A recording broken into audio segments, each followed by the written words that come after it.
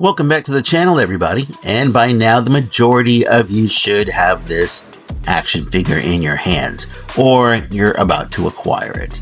Now, it did come with that split Mr. Pig mask, and I heard a lot of complaints about it. No big deal. You just glue it together, fill the little holes in with some UV resin, sand it down, and paint it. By the way, this is black plastic underneath this pink paint. So I did fill in that eye with epoxy sculpt, waited for it to dry, and then I went ahead and painted the rest. But let me show you how this turned out to look like. I really like the fact that we got that extra accessory instead of some of the, well, the stand that came with it. So yes, he can now wear Mr. Pig mask. And yes, it's on there by friction. There's no glue, there's no wire or rubber band holding it on. I really like the way this turned out. By the way, you don't want to paint the inside because you don't want the paint to rub off onto the face.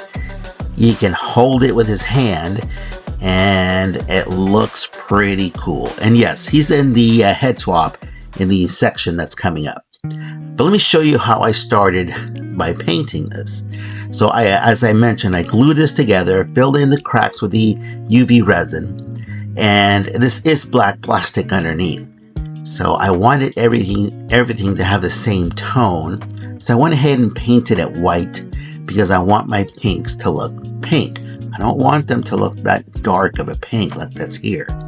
So in any case, with an airbrush, I very evenly covered the surface, and you do have to wait for it to dry.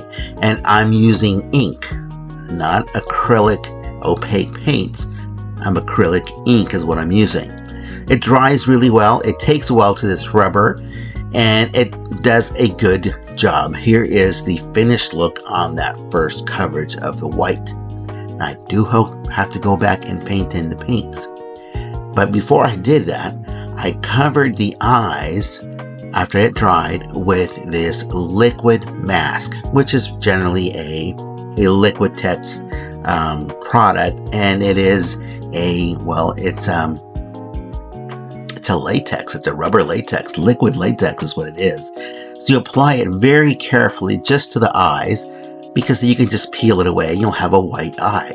Now, because it is liquid and it does dry very quickly, you have to be very careful how you apply it. Even in front of the camera, it's very difficult. So you do see my hands in front of the lens. But once it's dry, it's ready to paint.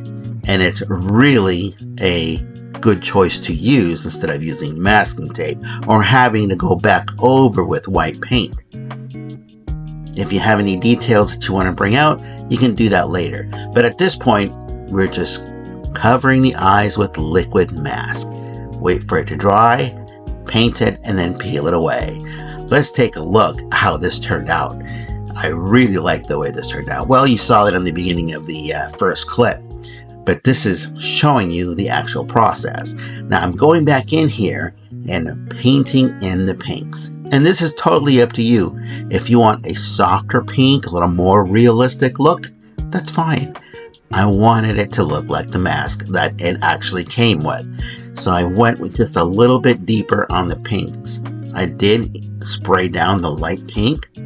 I really wasn't liking it. So I sprayed in a little bit darker, as you see here. And then I actually lightened it up because it was too bright of a pink. And the scars that I wanted to show up weren't showing up. So now let's peel away this liquid mask, and there we have the eyes. And like I said, if there's any touch-ups to be done, you can go ahead and do so. But by doing this, you now have a fully painted mask. Oh, it's a one piece, by the way. And yes, I left the scars in there over the softer pinks because I wanted to see the detail in the actual mask being scarred from a battle. So this is your end result. If this is all you do to this figure, you're doing fine, because this accessory is key to what this figure has. And yes, here is our first head swap. Well, face swap, I should say, because he's wearing the Mr. Pig mask. However, I'll let you watch the rest of the video and you see what I mean.